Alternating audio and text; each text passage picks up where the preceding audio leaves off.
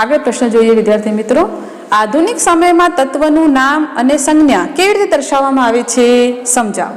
3 ગુણમાં તમને પ્રશ્ન પૂછી શકાય છે. તો આપણે આગળ પ્રાચીન સમયમાં તત્વનું નામ જે છે એ તેના પ્રાપ્તિ સ્થાન અને વિશિષ્ટ રંગના આધારે આપવામાં આવતા હતા, જ્યારે અહીંયા આધુનિક સમયમાં તત્વનું નામ અને સંજ્ઞા કેવી રીતે આપવામાં આવે છે. તો આધુનિક સમયમાં તત્વનું નામ અને સંજ્ઞાની મંજૂરી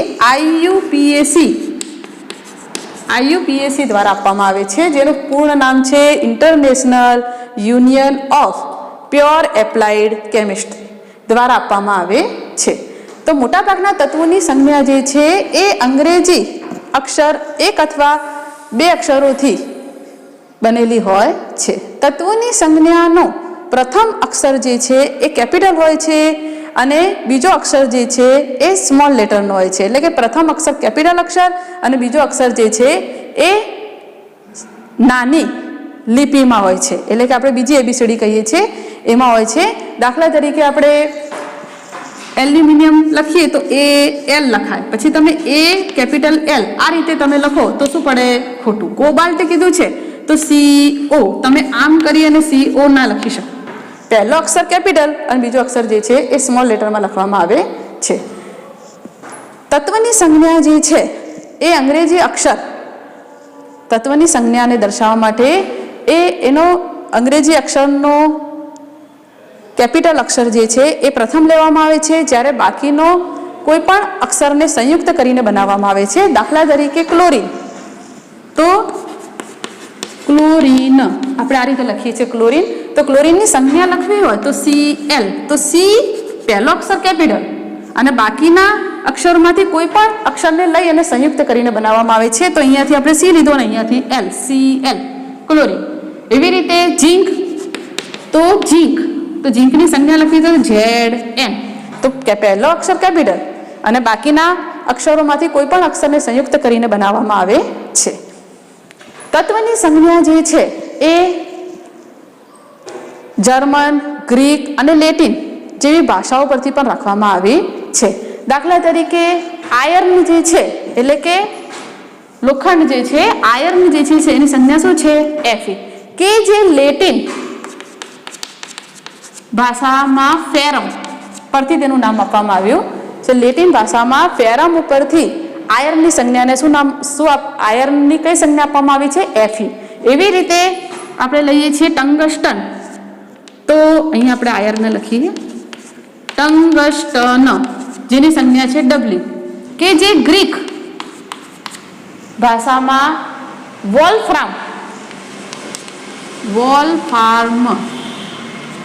વોલ્ફ્રામ પરથી ટંગસ્ટન જે છે એની સંજ્ઞા શું આપવામાં આવી છે?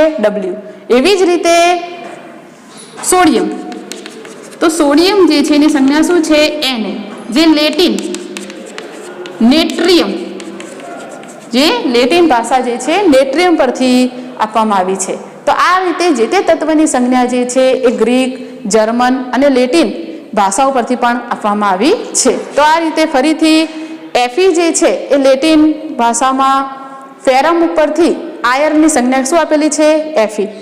ગ્રીક ભાષામાં વોલ્ફ્રામ પરથી ટંગસ્ટન જે છે એ ધાતુની સંજ્ઞાનું શું નામ આપવામાં આવ્યું છે? W. એવી રીતે લેટિન ભાષામાં નેટ્રિયમ પરથી સોડિયમ જે છે એની સંજ્ઞા આપવામાં આવી છે. તો આ રીતે દરેક તત્વનું નામ અને સંજ્ઞા આપેલ હોય છે. તો આ રીતે વિદ્યાર્થી મિત્રો તમને 3 ગુણના અંદર પ્રશ્ન પૂછી શકાય છે કે આધુનિક સમયમાં તત્વનું નામ કે સંજ્ઞા કેવી રીતે આપવામાં આવે છે. તો આ રીતે કેટલાક નિયમોના આધારે તત્વની સંજ્ઞા જે છે અને તેનું નામ આપવામાં આવે છે, અને એ આપવા માટેની મંજૂરી કોણ આપે છે? તો IUPAC દ્વારા આ જે છે નામ એટલે કે સંજ્ઞા કે નામ આપવામાં આવે છે. તો IUPAC international union of pure applied chemistry એનું શું છે? પૂર્ણ નામ. તો આ રીતે 3 ગુણના અંદર તમે પ્રશ્નનો જવાબ લખી શકો છો. આગળ પ્રશ્ન જોઈએ વિદ્યાર્થી મિત્રો, આધુનિક સમયમાં તત્વનું નામ અને સંજ્ઞા કેવી રીતે આપવામાં આવે છે સમજાવો. તો આપણે જોઈ ગયા છીએ પ્રશ્ન. કેટલાક તત્વોના લેટિન અથવા ગ્રીક નામ અને સંજ્ઞાઓ જણાવો. તો અહીંયા તમને કોષ્ટકના અંદર તત્વનું નામ, લેટિન નામ અને શું આપેલું છે એની સંજ્ઞા. તો આપણે જોઈએ છે સોડિયમ, તો લેટિન નેટ્રિયમ પરથી તત્વનું નામ જે છે સોડિયમ અને એની સંજ્ઞા શું આપેલી છે Na. એવી રીતે કોપર એટલે કે તાંબુ નું લેટિન નામ શું છે ક્યુપ્રમ. તો લેટિન નામ ક્યુપ્રમ પરથી કોપરની સંજ્ઞા શું આપેલી છે Cu અને તત્વનું નામ શું છે કોપર અથવા તાંબુ. આયર્ન એટલે લોખંડ ફેરમ લેટિન નામ ફેરમ ઉપરથી એની સંજ્ઞા શું આપેલી છે Fe. સિલ્વર એટલે કે ચાંદી એનું લેટિન નામ છે આર્જેન્ટમ. તો આર્જેન્ટમ લેટિન નામ ઉપરથી તેની સંજ્ઞા આપેલી છે Ag. લેડ એટલે કે સીસુ એનું લેટિન નામ છે પ્લમ્બમ. તો પ્લમ્બમ જે છે એના પરથી એની સંજ્ઞા આપેલી છે Pb. ગોલ્ડ એટલે કે સોનું જેનું લેટિન નામ છે ઓરમ. તો ઓરમ ઉપરથી એની સંજ્ઞા આપેલી છે Au. પોટેશિયમ કે જેનું નામ છે કેલિયમ લેટિન નામ એના ઉપરથી એની સંજ્ઞા આપેલી છે કેપિટલ K. મર્ક્યુરી એટલે કે પારો. હાઇડ્રોજીરિયમ જેના ઉપરથી એની સંજ્ઞા આપેલી છે H અને સ્મોલ g. ટંગસ્ટન વોલ્ફ્રામ તો અહીંયા એ લેટિન ભાષામાં નહીં પણ ગ્રીક નામ ટંગસ્ટન ગ્રીક નામ વોલ્ફ્રામ પરથી ટંગસ્ટન જે છે એની સંજ્ઞા આપેલી છે W. તો આ રીતે કોષ્ટક ઉપરથી પણ તમને એક ગુણના અંદર પ્રશ્ન પૂછી શકાય છે. દાખલા તરીકે સિલ્વર જે છે એનું લેટિન નામ શું છે તો આર્જેન્ટમ અને એની સંજ્ઞા શું છે કેપિટલ A અને સ્મોલ g. એવી રીતે ગોલ્ડ અથવા તો સોનું જેનું લેટિન નામ શું છે તો ઓરમ. એવી રીતે સોડિયમ જે છે એનું લેટિન નામ શું છે તો નેટ્રિયમ. કોપર છે તો એનું લેટિન નામ શું છે ક્યુપ્રમ. તો આ રીતે કોષ્ટક જો તમે તૈયાર કરશો તો પણ તમને આમાંથી એક ગુણ મળી રહેશે. તો આ રીતે તમારે કોષ્ટક તૈયાર કરવાનું છે. વિદ્યાર્થી મિત્રો, આપણે આગળ આધુનિક સમયમાં તત્વોનું નામ અને સંજ્ઞા કેવી રીતે આપવામાં આવે છે તે સમજાવો એના વિશે અભ્યાસ કર્યો અને કેટલાક તત્વોના લેટિન અને ગ્રીક નામ અને સંજ્ઞા જણાવો એના વિશે પણ અભ્યાસ કર્યો. હવે આપણે આગળ પ્રશ્ન જોઈએ છીએ કેટલાક તત્વોની સંજ્ઞાઓ. તો અહીંયા તમને કેટલાક તત્વોની સંજ્ઞા આપેલી છે અને આપણે આગળ જોઈ બી ગયા કે સંજ્ઞા દર્શાવવા માટે હંમેશા કેપિટલ અક્ષર જે છે એ પ્રથમ એટલે કે સંજ્ઞા જે છે એનો પ્રથમ અક્ષર જે છે એ કેપિટલ અને બીજો અક્ષર જે છે એ સ્મોલ લેટર એટલે કે બીજી ABCD નો લખાય છે. અને સંજ્ઞા હંમેશા એક અથવા બે અક્ષરો દ્વારા દર્શાવવામાં આવે છે.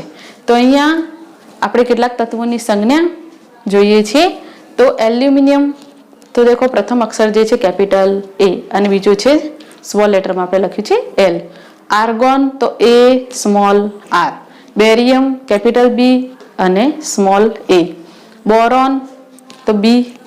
Bromine Br. Calcium Ca. Carbon C. Chlorine Cl. Cobalt CO. તમે આ રીતે દર્શાવશો આ રીતે CO તો આ શું છે ખોટું પડશે. એટલે કે પ્રથમ અક્ષર હંમેશા કેપિટલ હશે અને બીજો અક્ષર એ હંમેશા શું હશે સ્મોલ લેટરમાં.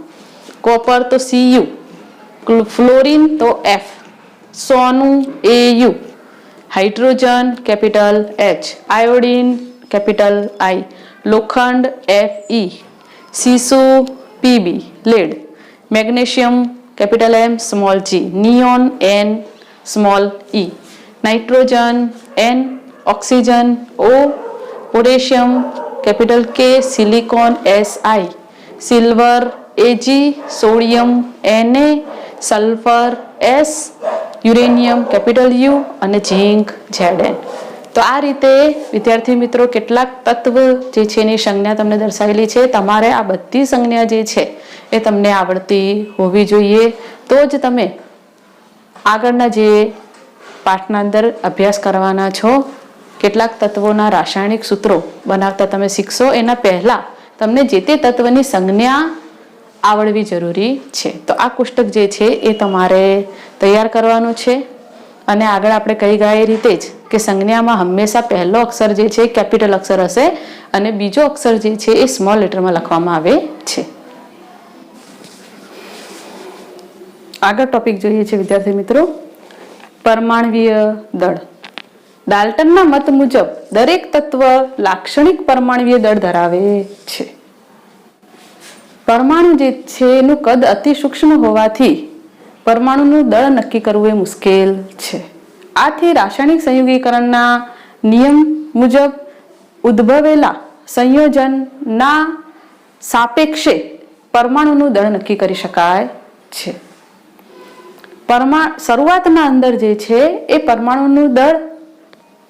પરમાણુવીય દળ એકમને AMU એટોમિક માસ યુનિટ વડે દર્શાવવામાં આવતો હતો. પરંતુ IUPAC ની ભલામણના આધારે હાલમાં પરમાણુવીય દળ એકમને U વડે યુનિફાઈડ વડે દર્શાવવામાં આવે છે. આપણે આગળ IUPAC નું પૂર્ણ નામ પણ ભણી ગયા છીએ, international union of pure applied chemistry ની ભલામણ દ્વારા અત્યારે જે છે પરમાણુવીય દળ એકમને U વડે દર્શાવવામાં આવે છે. વિવિધ પરમાણુવીય દળ એકમોની શોધ કરતા વૈજ્ઞાનિકોએ શરૂઆતમાં કુદરતી રીતે મળતા ઓક્સિજનના 1/16 ભાગના દળને એકમ તરીકે લીધું હતું. એટલે કે વિવિધ પરમાણુવીય દળ એકમોની શોધ કરતા વૈજ્ઞાનિકોએ જ્યારે વિવિધ પરમાણુવીય દળ શોધ્યા હશે ત્યારની વાત ચાલે છે. તો વિવિધ પરમાણુવીય દળ એકમોની શોધ કરતા વૈજ્ઞાનિકોએ શરૂઆતમાં કુદરતી રીતે મળતા ઓક્સિજનના 1/16 ભાગના દળને એકમ તરીકે લીધું હતું. એના પરથી તમને કારણ પૂછાય છે કે વૈજ્ઞાનિકોએ તત્વનું પરમાણુવીય દળ એકમ નક્કી કરવા માટે ઓક્સિજનને મહત્વ આપ્યું. શા માટે? ફરીથી પ્રશ્ન જોઈએ છીએ. વૈજ્ઞાનિકોએ તત્વનું પરમાણુવીય દળ એકમ નક્કી કરવા માટે ઓક્સિજનને મહત્વ આપ્યું. શા માટે? તેનું કારણ એ છે કે ઓક્સિજન જે છે એ અન્ય તત્વ સાથે સહેલાઈથી સંયોજાઈને સંયોજન બનાવે છે. આ પરમાણુવીય દળ દ્વારા ઘણા બધા તત્વો જે છે એટલે કે મહત્તમ તત્વોના પરમાણુવીય દળના પૂર્ણાંક સ્વરૂપે દર્શાવી શકાય છે. તો આ બે કારણ છે કે જેના કારણે વૈજ્ઞાનિકોએ તત્વનું પરમાણુવીય દળ એકમ નક્કી કરવા માટે કોને મહત્વ આપ્યું હતું? ઓક્સિજનને. તો એનું કારણ ફરીથી જોઈએ છીએ કે ઓક્સિજન જે છે અન્ય તત્વ સાથે સહેલાઈથી સંયોજાય છે અને આ પરમાણુવીય દળ દ્વારા મહત્તમ તત્વોના પરમાણુવીય દળને પૂર્ણાંક સ્વરૂપે દર્શાવી શકાય છે. આગળ જોઈએ છીએ પરમાણુવીય દળમાં જ ઈસવીસન 1961માં પરમાણુવીય દળ નક્કી કરવા માટે કાર્બન 12 C12 જે છે 12 શું છે એનું પરમાણુવીય દળ. તો C12 ના સમસ્થાનિકને પ્રમાણિત સંદર્ભ તરીકે પસંદ કરવામાં આવ્યો. તો ઓક્સિજનના બદલે 1961માં કાર્બન 12 ના સમસ્થાનિકને પ્રમાણિત સંદર્ભ તરીકે પસંદ કરવામાં આવ્યો. કાર્બન 12 સમસ્થાનિકના એક પરમાણુના દળના 1/12 ભાગને માન્ય પરમાણુવીય દળ એકમ તરીકે લેવાય છે. તો કાર્બન 12 સમસ્થાનિકના એક પરમાણુવીય દળની સાપેક્ષે મળતા જે તે તત્વના દળને પરમાણુવીય દળ કહે છે. તો આ વાત થઈ પરમાણુવીય દળની.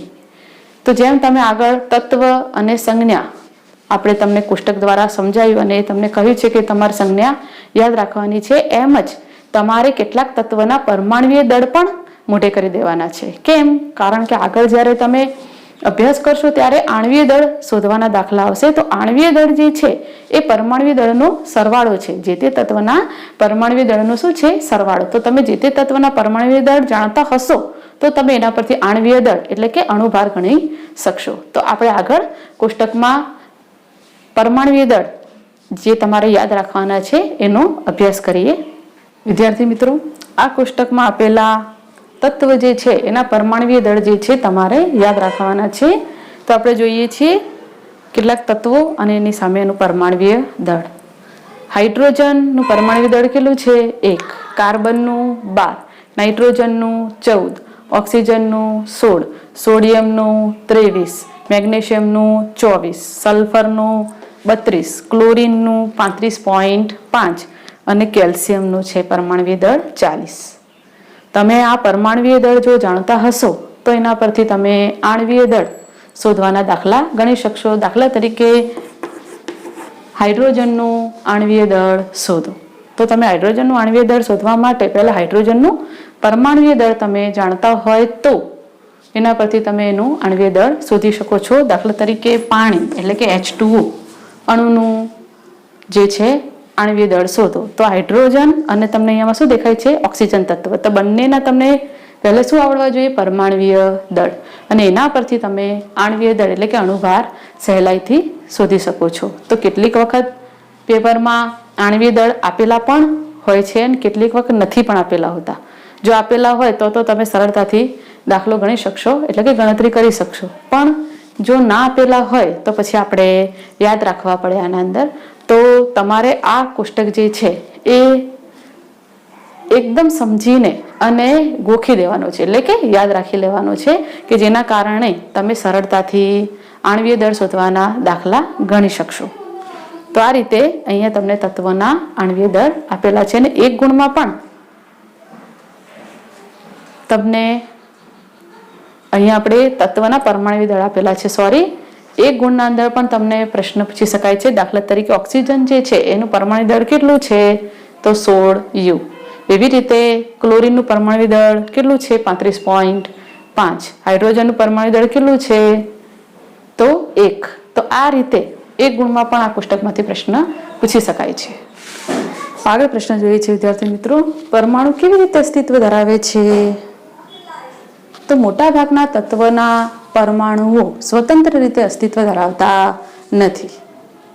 બે કે તેથી વધુ પરમાણુઓ એકબીજા સાથે રાસાયણિક પદ્ધતિથી જોડાઈને અણુ અથવા આયન બનાવે છે. આ અણુ અથવા આયનો વધુ માત્રામાં જોડાઈને અને દ્રવ્ય બનાવે છે. અને પરમાણુના આ સ્વરૂપ એટલે કે દ્રવ્યને આપણે જોઈ શકીએ છીએ, અનુભવી શકીએ છીએ અને સ્પર્શ કરી શકીએ છીએ. તો આ રીતે તમને 2 ગુણના અંદર પ્રશ્ન પૂછી શકાય છે કે પરમાણુ કેવી રીતે અસ્તિત્વ ધરાવે છે? તો પરમાણુ જે છે અણુ અથવા આયન જે છે એ વધુ માત્રામાં જોડાઈને દ્રવ્ય બને છે અને એ દ્રવ્ય કે જે પરમાણુનું શું છે? એક સ્વરૂપ છે. તો પરમાણુના આ સ્વરૂપને આપણે જોઈ શકીએ છીએ, અનુભવી શકીએ છીએ અને સ્પર્શ કરી શકીએ છીએ. કોઈ એક પરમાણુને નરી આંખે જોવો શા માટે શક્ય નથી? તો આગળ આપણે ભણી ગયા કે તત્વનો પરમાણુ જે છે એ અતિ સૂક્ષ્મ હોવાથી આપણે એને નરી આંખે જોઈ શકતા નથી. તો આ રીતે એક ગુણના અંદર પણ આ પ્રશ્ન પૂછી શકાય છે. તો હવે પછીનો અભ્યાસ જે છે એ તમને શ્રીમતી KR પટેલ કરાવશે. નમસ્કાર.